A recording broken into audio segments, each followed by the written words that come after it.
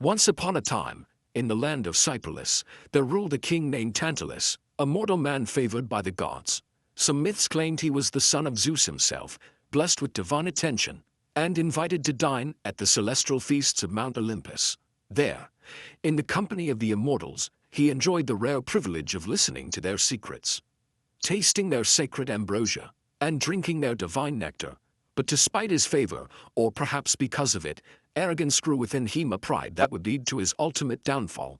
Tantalus, believing himself to be as wise as the gods, decided to test their ambitions in the most gruesome way imaginable. He devised a horrific banquet, one that would not only prove his cunning but also shake the very heavens. He took his own son, Pelops, an innocent boy of extraordinary beauty, and in an act of unimaginable cruelty, slaughtered him.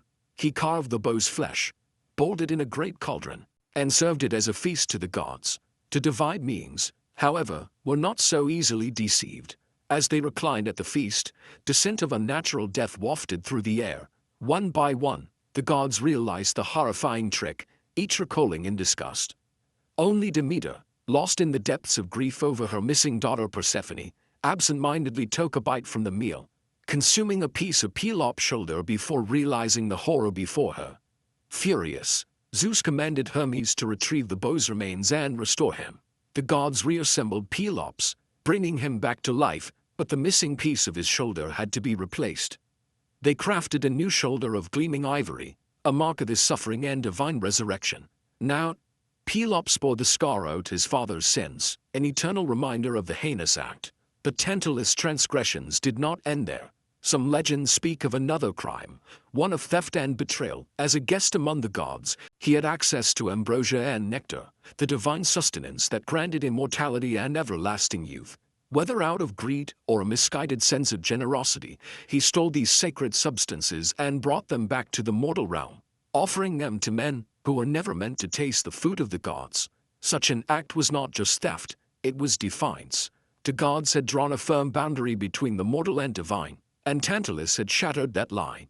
If humans were to consume ambrosia, what then? Would they become immortal? Would they turn into something unnatural, or would the world fall into chaos? Such questions were not for mortals to answer, nor was divine power theirs to wield. Zeus' rage deepened, for Tantalus had overstepped once more. And yet, there was still another crime. While seated among the immortals, Tantalus had been privy to their whispered counsels, their divine knowledge. But rather than keep their secrets sacred, he spilled them to the world of men. Perhaps he revealed prophecies of fate, or the plans of the gods against mortals or rival deities. Perhaps he spoke of the mysteries only meant for the divine or the chosen priests.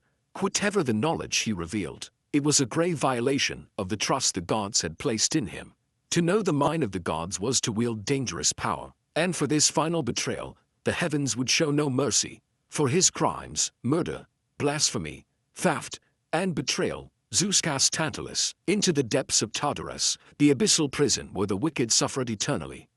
But the punishment crafted for him was not one of flames or chains. No, it was far crueler. Tantalus was placed in a shallow pool of crystal-clear water, its surface shimmering with the reflection of the heavens. Above him, branches heavy with ripe, golden fruit swayed gently, and yet, as he reached down to quench his thirst, the water receded from his lips, slipping just beyond his reach. When he stretched his hands upward to pluck the luscious fruit, the branches lifted away, leaving him grasping at empty air.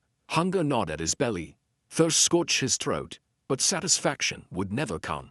For all eternity, he would exist in a torment of temptation without fulfillment, an existence of endless longing. From his suffering, the word tantalize would be born, a cruel echo of his fate. The sins of Tantalus did not die with him. They seeped into the bones of his descendants, tainting the house of Atreus with misfortune and bloodshed. Pelops, though resurrected, would carry the weight of his father's crimes. He became a great king and the name, sake of the Peloponnesus, but his lineage would be doomed. His sons, Atreus and Thyestes, fell into bitter rivalry, committing atrocities against one another. Atreus would trick Thyestes into eating his own children, a grim echo of Tantalus' feast. From this cursed line would come Agamemnon and Menelaus, key players in the Trojan War, their lives marked by betrayal and death. Tantalus' daughter, Niobe, too, suffered. Proud and arrogant, she mocked the goddess Leto, boasting that she had more children than the mother of Apollo and Artemis. For this hubris, the twin gods descended upon her, slaughtering her sons and daughters until she was left with nothing but grief. She fled to Mount Cyprus, where she was turned to stone, her tears, forming a river that flowed endlessly in eternal lament for her lost children. The myth of Tantalus serves as a powerful lesson on the dangers of hubris, the weight of divine justice, and the consequences of overstepping mortal bounds. His tale warns against the folly of trying to deceive the gods, the arrogance of assuming equality with the divine, and the grim reality that some sins cannot be undone. His tale warns against the folly of trying to deceive the gods, the arrogance of assuming equality with the divine, and the grim reality that some sins cannot be undone.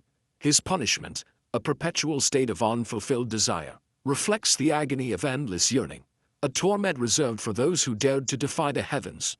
His legacy, a bloodline steeped in suffering, stands as a testament to the enduring wrath of the gods. And so, in the shadow depths of Tartarus, Tantalus remains, forever reaching, forever wanting, forever suffering, a cautionary figure whose name will never be forgotten.